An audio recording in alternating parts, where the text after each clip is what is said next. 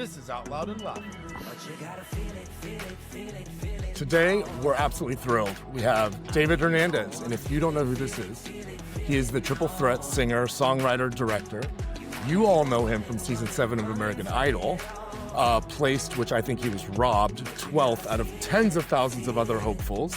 But he's gone on to entertain us through so many other ways, his music and beyond that. So from collaborating with other artists and appearing on stage and sexy male review shows, we're going to learn all about it today. We're excited to hear about it. Welcome, David Hernandez. Thank you so much for having me. The pleasure and honor is all mine, guys. Thank you. Well, welcome, David. We are super excited. We are huge fans since your 2008 American Idol days. You look great. It's so nice to have you on. Thank you. Thank you. I appreciate it. The ring light helps. Listen. No, that's, 2008, man. When you put it that way, it feels like a long time ago, but time just flies. I've been trying to tell these kids, it just goes. So John and I agree. We both turned 40. What was it, last year, John? Last year. We're in the same boat. We're like, where has the time fucking gone? But here we are. that's amazing. All right, 40 Club, what's up? Woo! Yep. 40 and looking Looking good, if I may add. Yeah, exactly. Ring lights and all. That's awesome. So are you ready to dive in, David? We have some Yeah, let's questions. do it. Let's dive in. Awesome. First and foremost, as someone, including myself, who's focused on living one day at a time, I wanted to thank you for I wanted to start talking about this one song that is so provoking and is so honest. It's called Feel It All. It's this new soulful anthem. All of y'all, if you haven't checked it out, go to your streaming services and go listen. It's amazing. Or go watch the video that David co-directed. It's amazing. So good. It dives deep into your personal journey with recovery, sobriety, and redemption. And it's, connecting that to the LGBT community is like so important. You've also, I know Yeah. this is a super long lead in. I do have a question at the end of this because Okay. you've been quoted by saying that representation saves lives. That's, Brian and I believe this wholly. It's sort of part of the North Star of Out Loud and Laughing. Yeah. And with this one song and sort of your entire journey, which we're going to learn about, emphasizing this part of recovery for queer individuals, which is something I don't think is very parsed out often enough, which is why for me this episode is so important and so Yeah. beautiful. You said you wrote it for your own therapy. So here Mhm. goes the questions. What was that exact moment, right? That you realized that this deeply personal part of your life and this song needed to be shared with the world?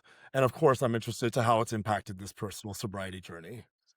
Yeah, God, it's so nuanced the way that I feel about this song. I wrote it in January of this year, and I didn't actually release it, as you know, until September. So somewhere in the middle of January and September, I got the balls to share it with the world. I honestly, when I wrote it, I had called over my producer friend Trent Park, and it just was sort of like a writing session.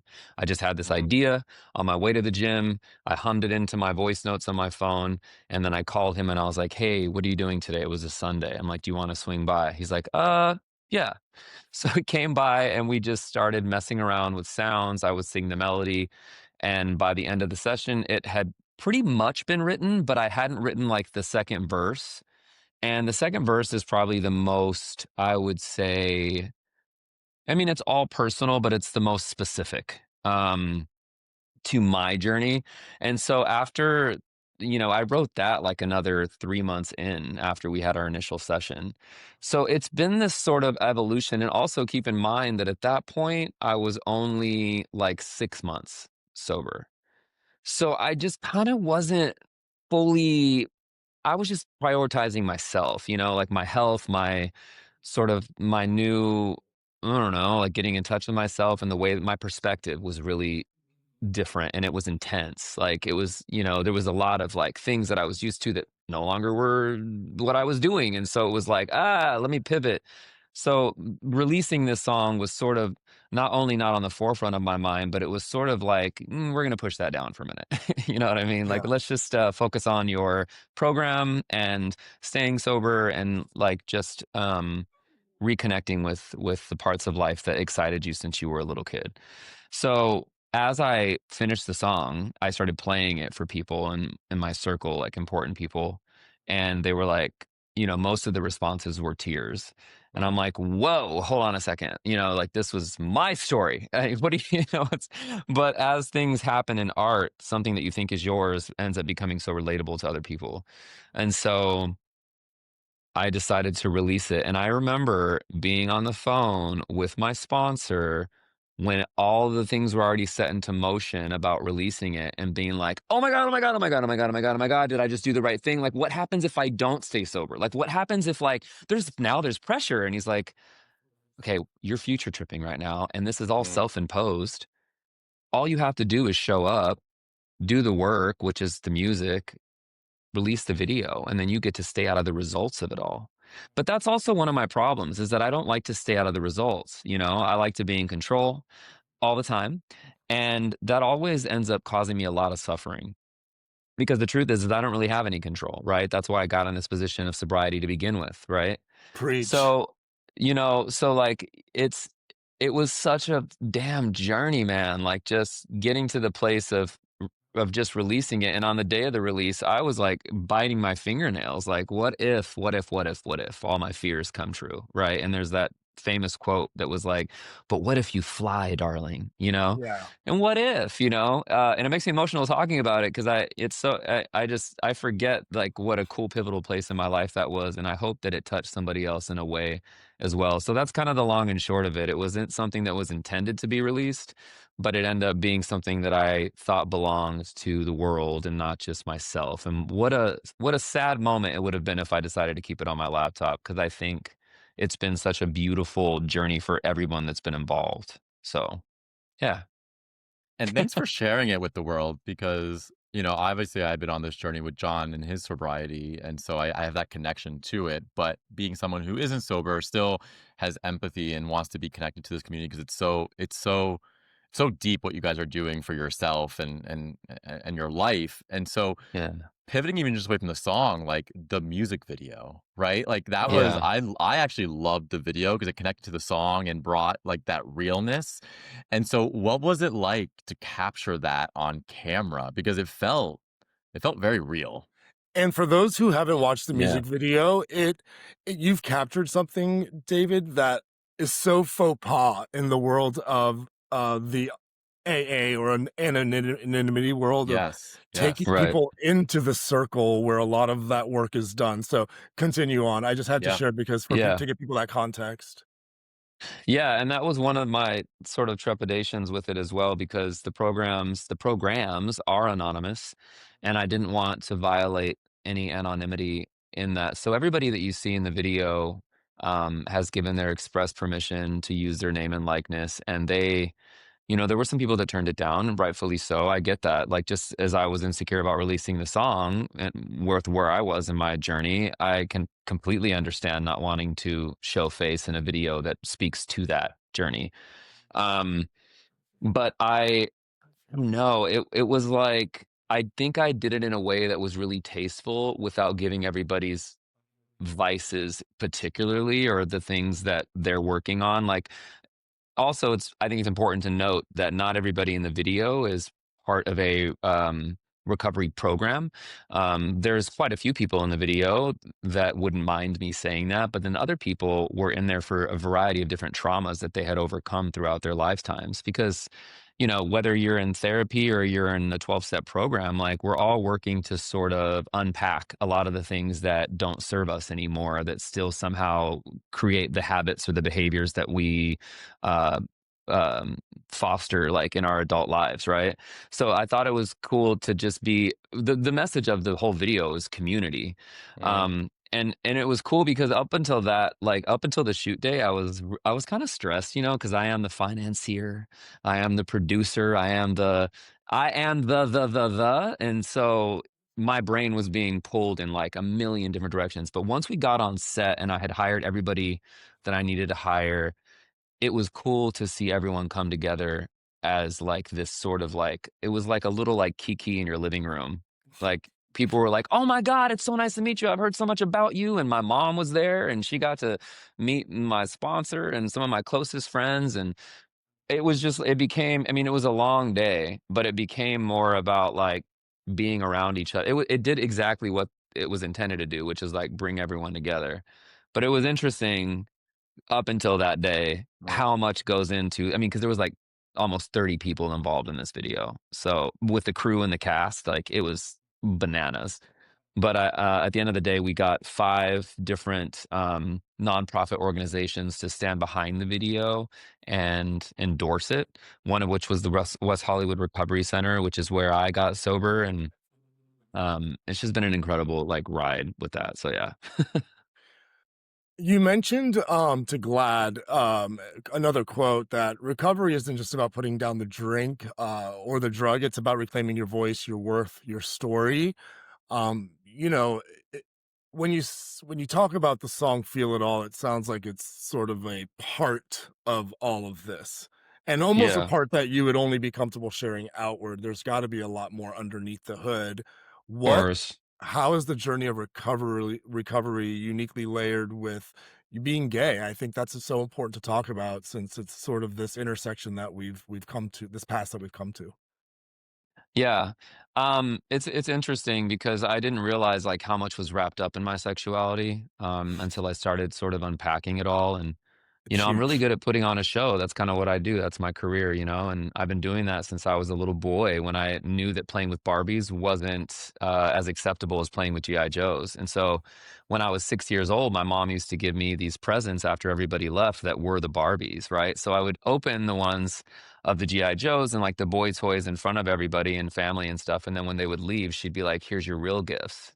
She's amazing for that. Yes, But I yes. learned very quickly that this was something you weren't supposed to share. She was, trying to protect me, right? Because kids are crazy. Kids are mean, and so there's no filter on children, So she would do that, and it became it was just like an introduction to like what the rest of my life would sort of be. It's like push it down, push it down, push it down. When you're in the privacy of your own, 4 walls, then you can be who you want to be. But like outwardly, you're a boy and you like boy things and you like girls and and here's the thing. Those things later in life, if you don't address them, will make you drink or use if you're an addict. Hands down. So for the people in the back of the room, if you Mm, think you're fooling somebody, you can't ever, ever, ever, ever, ever fool yourself. And that will show its ugly face later in life. And so for me, what I learned anyway is that it wasn't it wasn't necessarily like the drink or the drug. Like my life was already unmanageable. Drinking and drugging was my solution to everything. I didn't have to really take a look at any of those things. So when you take away the drink and the drug, your life is still unmanageable, but you can work on the things that made it such. I mean, there's fucking multiple times a day where I'm like, I want to strangle something or mm, someone. Usually it's my ego. Usually it's my fear. So my ego and fear are actively just kind of like fucking hitting the paddle ball back and forth to each other. And I'm just like, oh my God. But once I can just sit with that for a minute, I start to process it. And it's painful, right? Like sitting for those 30 minutes or an hour, sometimes 2 hours, and being like, oh my God, like how nice would it be if I could yeah. just escape for a minute? But the problem with my escapism is I don't know when I'm going to return.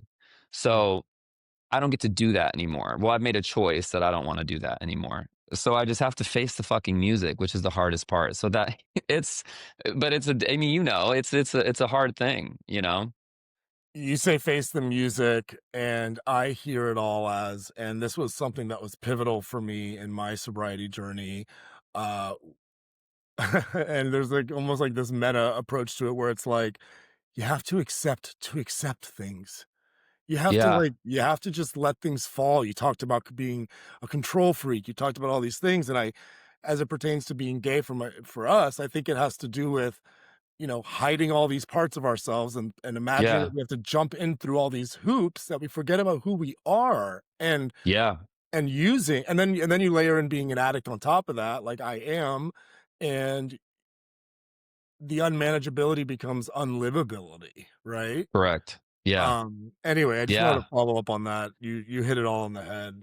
Thanks for No, and sharing. like, and it's it was fun for a long time. It's, what do they say? It's Sure. like it's fun, then it's fun with problems, and then it's just problems, right? And Yeah. that's just like kind of where it ends up being. But going back to sort of the other just traumas and like other people and feel it all, like it's the same thing for people that are not alcoholics or addicts, really. They just have a different solution, right? Correct. And those solutions might also be unhealthy solutions. Who knows? I don't presume to know that story, but I do think it's important, and I always say this to people, like, just don't look away. Like if it's Mm. uncomfortable, if it's something that's like painful, like look straight into the eye of it, and I promise you, like it will pass.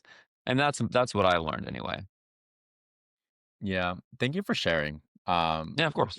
I don't It's want to so be too nice. preachy. I No, you're not learned, being preachy at all. I think it's so like you important. asked.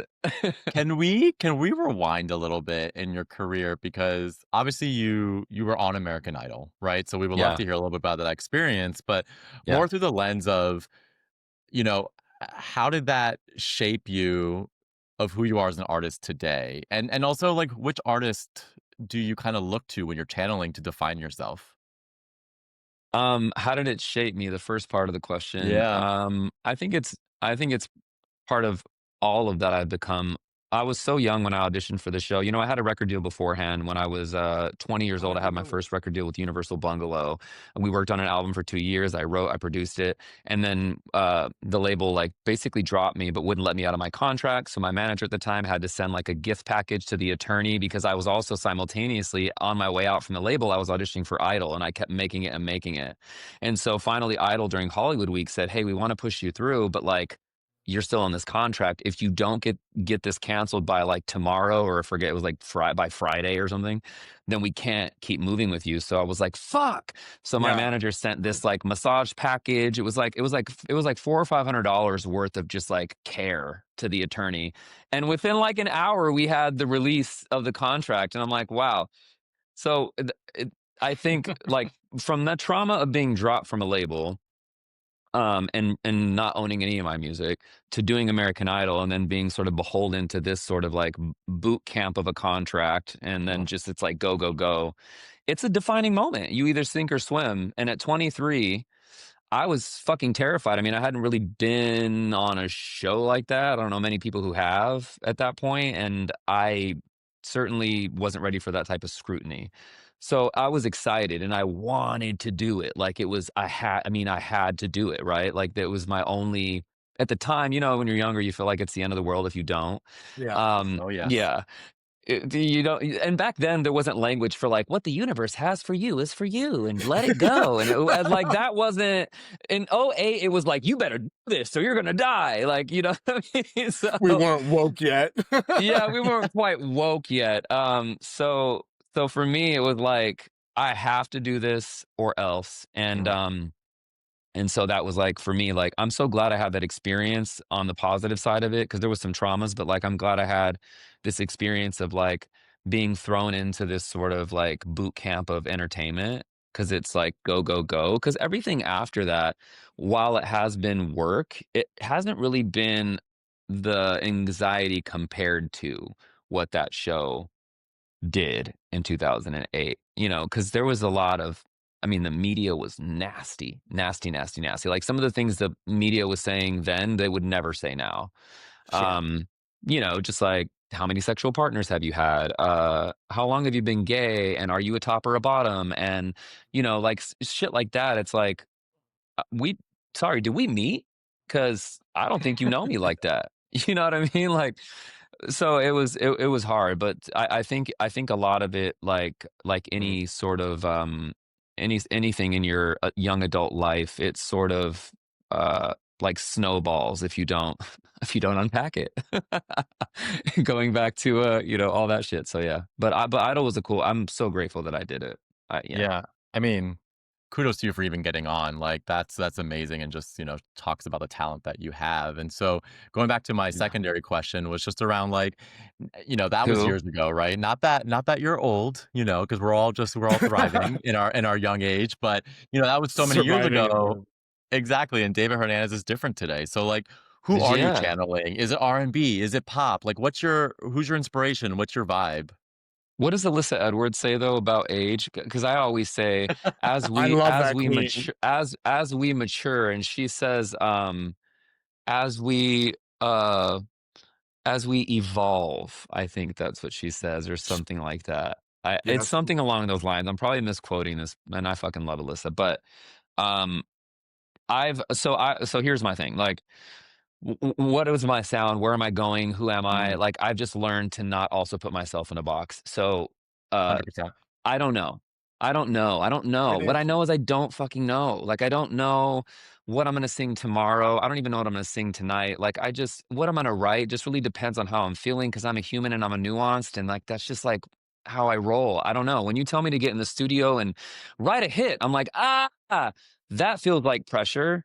You know what I mean? Like, how about I do this? How about I just tell you how I'm feeling? And if you can relate to it, amazing. And if you can't, there are like a billion other artists that I'm sure you're gonna love, you know? Figure that out. Like, I'm tired of like this pressurized, like sort of compartmentalized thing that they put you in where you're like, you have to be this or you have to be that. I'm just gonna do what fucking feels good to me at the Mhm. moment. And if that works, cool. If not, I don't know, maybe I'll be in a different mood tomorrow. I do look up to the people that I love looking at Janet Jackson's career and like Yes. how much do you remember when she did like Black Cat? I mean, like Yeah. for a Oh, black yeah. woman that came from the Jackson 5 to do a rock song, like, come on. Or like Madonna when she did Frozen and she went Yeah. into her like Wiccan stage and like she was a witch for a minute. Like, yeah, let's do that. Like, you know what I mean? Like, just like it's so cool when it felt like it was more allowed back then for like artists to have this body of work that like could just like turn on a dime. And you just didn't know, but you were here for it. Um, I don't know. I love artists like that that push the envelope and don't always just like I feel like with music nowadays, everything is so like single based that you don't get like the experience of like a full body of work, which I mean, I don't know. It's kinda sad. I mean, I'll settle for the EPs, I guess, you know? But I wish All that there was a whole body of work. all I'm hearing, David, is that you are verse, and we appreciate that. Yeah, there we go. Well, I mean, you couldn't be more accurate, Brian. We want to be Just on the depends on my moods. yeah. Depends on your mood. Yeah, well, Yeah. we're trying to achieve top of the charts, not bottom of the charts, so it changes a little bit there, right? The meaning. Yeah, I mean, hey, listen, whatever you're feeling, there's less pressure at the bottom. Yeah, well, that's touche and douche, Touche by the way, if you're and gonna douche, go that route. douche and touche, yeah. Love My it. gosh, you've had such like a long run. You've talked about how amazing your mom was at the age of 6. I read that your Yeah. grandfather even took you to your first audition at your local theater company. You went to Idol, which we just talked about, but there's something under here that I want to sort of unpack a little bit before we dive into some lightning round questions. Yeah, Yeah. you had a big presence with your clothes on, but then you also had a big presence with your clothes off. Yeah. Uh, your naked review of Naked Boys Singing in Las Such a good Vegas, show. such a good show. Yeah. Tell us a little bit about that and like how being in that. I'm curious personally on how being on that taught you about stage presence and vulnerability because in that setting, like a concert could never do that. I mean, maybe if you're like I don't know Janet Jackson at the Super Bowl, but I don't know. Yeah, no, not even quite the same. That was just a titty. Yeah, that was just one This was like titty. yeah. No, this was like the whole shebang. This was like Wow, everything, balls out, balls to the that's wall. amazing. It's funny, my friend Jay Rodriguez presented that opportunity to me because Tom DeAngora, the producer of this version of Naked Boy Singing, he had reached out to Jay to be a part of it. Jay was doing other things, and so Aaron Carter had just dropped out of it, and so he was like, "Hey, would you want to do this?" And I was like, coming out of the pandemic, um, I was like, maybe we'll try this. But I didn't know it was like fully nude, right? Like until I had the call Mm. with like Tom and he was like, no, no, no, this is like, and I was like, but how? Like, okay, so, okay, yeah. Is it funny? And he's like, yeah, it's hilarious. I'm like, okay, maybe we could do that. I mean, he sent me the music. And I don't know how eventually in my twisted mind I justified being completely naked for people every night in Vegas, and I did it, and it was probably one of the single best things I've done in my life. Like it, I think there's like a certain level of knowing yourself that happens when you start to just accept, like, this is me, this is my body. Like, there's no, tailored clothes to cover up the things that I'm most insecure about. The way that you present to an audience is very the way you want to present. And this is like, I mean, we were doing like high kicks fully nude. Nothing to Like, hide. I don't know if you can get a visual of that, but like I'm your trying to. balls and your penis, they kind of like they kind of just go, you know? And so like there's nothing flattering about that, right? So you tend to have to lose your inhibitions with that. So then once you lose those inhibitions, like a whole nother level, there's like another level your brain like ascends to, which is like, well, I just have to forget about what's going on down here and focus on the on the music and the Yeah. script. Yeah. It was interesting. There was definitely nights where I was like, "Oh, today," like I felt like bloated or I didn't wasn't feeling like being fully nude that night, but here we are. Yeah, that was but out of that whole experience, parlayed some really beautiful pieces of, artwork from my friend, Noel Photo Studios. It was like nude photos that he took of me tastefully. They came out really beautiful, and I'm just proud of looking Yeah. back on that, I'm really proud that I was able to do that. Would I do it now? Probably not. Probably not. Probably Yeah. not. Fair But I enough. was just in a different phase, like, I was doing a musical that was centered around nudity, and so I was like, "Hey, let's just, like, let's embrace it all," and I think it was all so tastefully done. Yes, we're all going through our eras, so you have to enjoy them as they come. We're I love that. Have you guys been through that era yet? I don't know. Our nude Uh, era? I don't know, not yet, John, but we're still feeling it I've potentially. been through my horror era though, Yeah, so oh, 100%. just Oh, more yeah, of a, yeah, I take more of a one-on-one approach, David. yeah, I like that. It's hard to focus now as you mature. Yes, exactly. Evolve is another word we're going with. Evolve, as Miss As Alyssa you says. gain more experience in the world. Well, before we go to our lightning round, I also wanted just to kind of quickly touch upon some of the other shit that you're doing because, you're not busy enough. So you released a movie not too long ago, Glamping, which I Yeah. wanted to hear quickly about where people can watch it. And then you're also re-releasing a song that's going to reach its Yeah. 10-year anniversary next year. So like, let's talk a little bit about that. Yeah, I'm excited about Beautiful. It comes out Valentine's Day of 2026. We're doing I one of an incredible producer, Nico the Kid, reimagined Beautiful. That was from it hits its 10-year anniversary. So we were like, wow, this was such a powerful impact. It's like my number one song of my career so far that people love. And so we're re-releasing it with a special feature on it.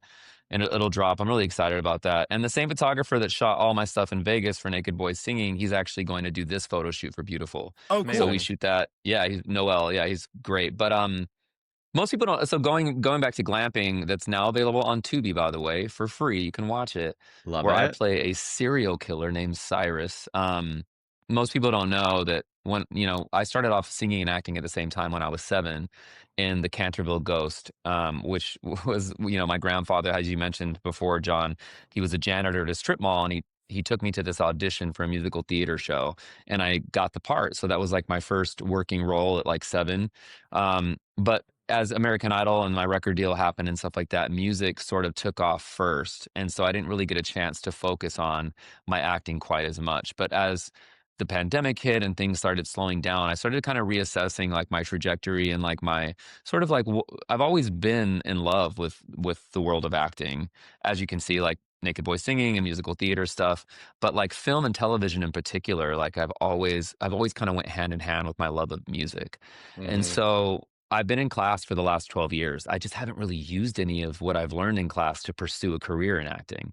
So my acting coach was finally like, David, you're not coming back to class until you start like working. Like, cause I was like, no, but I need to put up more scenes. And he was like, no, no, no, no, hold on.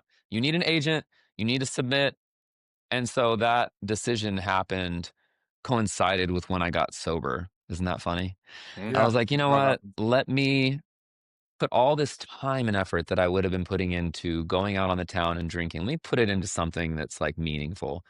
And so immediately I started booking these roles. I did a bunch of student films, and I went on to do vertical films, which I still do now. And then I shot a movie musical called Saturday, with this a beautiful woman, Diane Foster, which comes out next year with Drew Seeley.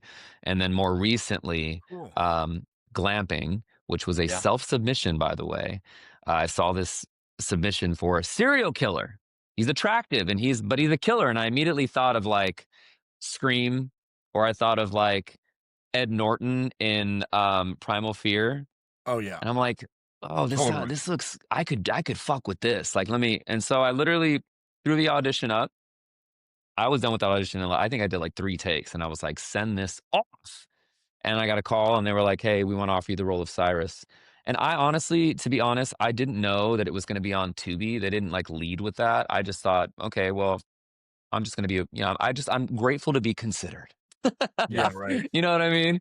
So then, so we shot it in Topanga Canyon. It was like a 4-day shoot for me, where they shot Final Destination and Friday the 13th.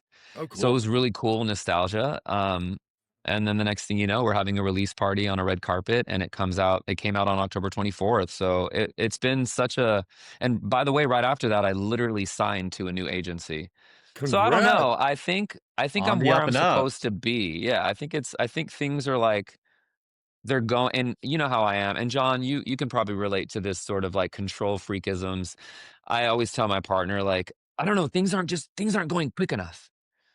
And he's like, okay, in a year and a half, you've shot 15 vertical shorts, a movie musical that comes out in 26, and a feature film that just came out a month ago. I would just relax for a minute and Mhm. just trust, you know? But trust is the hardest thing, you know? Like it's a hard thing to do. So, yeah, that's kind of where I'm at. I'm fucking excited about this movie. It's such a cool film. So if you guys get a chance, like sit back, make some popcorn, and order some, I don't know, whatever your cheat meal is, and watch it. It's great. Into it, into it. I have to say that sobriety looks very good on you, David, and I'm Thanks, so John. glad that you found it because I know that without it, a lot of this work that you're putting out probably wouldn't have been possible, and probably not to the great caliber of what you do produce at. So thank you. Yeah. And Thank you. I appreciate that. I have to selfishly also shout out to my sponsor because I would not be here without all of his hard work too. So and dedication. Yeah, we love Huge. him. We love them, all of the great work. Yeah. And if you do need, and I'm gonna just say the disclaimer, if there's anything in your life that you think needs managing, there are literally over 150 anonymous groups for anything. If you chew tape to an excess, go find your community and go get help. It's out there. Yeah. No, Yeah, thank you for sharing that. And if anybody, watching this podcast wants to slide into my DMs, I can push you in the right direction with anything that I do know. I'll let you know if I don't man. know anything. I'm very honest and open about that, about my skill sets. But if there's anything that you need help with, pointing you in the direction, I pay close attention. So just slide into my DMs, message me. And yeah, I don't ever want anyone to feel like there's not resources, because there is, especially to those people that are like in middle America in a little tiny small town. I came up in a small town, so I get it. You might feel like your world is like this big, but like Mhm. it's just a phone call or a text or a DM away from like finding what you need. Totally. Yeah. So I feel like we know you intimately enough, but I think that this next Do lightning you? round might get us just where we want you. No, I'm just kidding. Um, Yeah. are you ready? Pass up. No, Are I'm you? kidding. I'm just Yeah, fucking. That's a different pod. yeah. Yeah, that, you know. You're gonna need to come to the late night sessions with Jim Ferraros for that one. Woo! Well, I mean, me and which I love Jim. I Jim is do Oh love great. yeah, Jim. Yeah. he's His a new good music friend of video, ours make a now. little cameo in his music video come out, Oh, and good. we're very excited about that. And he He speaks joins so our highly of you he guys. joins our pod now a lot. So David, you're now a friend, and you're gonna come back. We just know Yeah, that. Yeah, have me So back anytime. I'll pop on for we will. sure. All right, let's fire these questions off because I know we can keep going all day.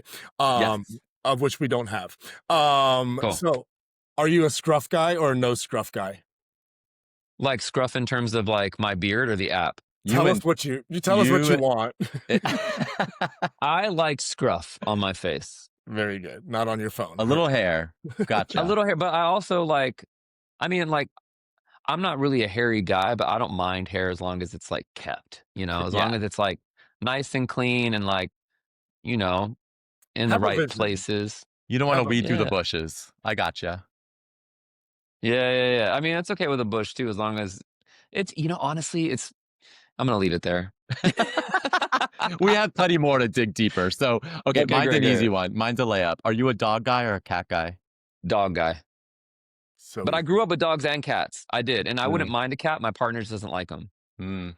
But Fair we Yep, have enough. a dog, and I'm obsessed with dogs. Like dogs are everything. They're better than humans. Yep. agreed. Yeah. Are you a summer on Fire Island kind of guy, or are you wintering in Palm Springs? Probably wintering in Palm Springs with a nice cardigan and next Ooh, to a hot tub with like, I don't know, like a hot toddy minus the whiskey and Yes. just, posted. Yeah. I'm like, yeah. Yeah. I've only been to Fire Island like twice, but it was fun. we I love a say jacuzzi. I say ever since I got sober, I prefer this version of a hot toddy because it's actually a man and his name is Todd. So we're in. That's Um, Hot toddy. Got it. hot that's hot toddy. toddy. I was gonna say that's hot, and I'm like, you just walked into that one. So then leads into bear or twink. Depends on the mood. Okay, yep, there goes back to that Honestly. verse. Verse, there it Yeah. is again. Depends on the mood. There's something out there for everybody. Amen. Baskin Robbins it up, baby. Romantic comedy, romantic comedy, or a horror flick. Horror flick for sure. Glamping in particular. Go watch Hello. Glamping on Tubi, all. We're giving you that layup. Yeah. Okay, this one's controversial. A Mariah Carey Christmas or a Judy Garland Christmas? Mariah Carey Christmas. Ooh, didn't even wait. I love it. Listen, I love Judy Garland, but Mariah Carey, she's the queen of Christmas. All Do you know who? pop. Fun fact, Liza Minnelli lives right behind me. Oh, Hey, I hey, know, right? Liza. Isn't that crazy? Yeah, I she has love- she has a driver with a Bentley, by the way. That's So cool. I know her Christmases look nice. What's up, Liza? So close. What up, Liza? How you doing, girl? Can I get a $50 bill? Yeah. yeah, seriously. Really quickly, side note, sorry. The only person that bumped Mariah Carey Christmas off my playlist was Kelly Clarkson Christmas, and now Kelly Clarkson Christmas has been bumped to the side, not off, by Teddy Swims Christmas from last year. He Amazing. has a Christmas album? There, you're welcome. Wow.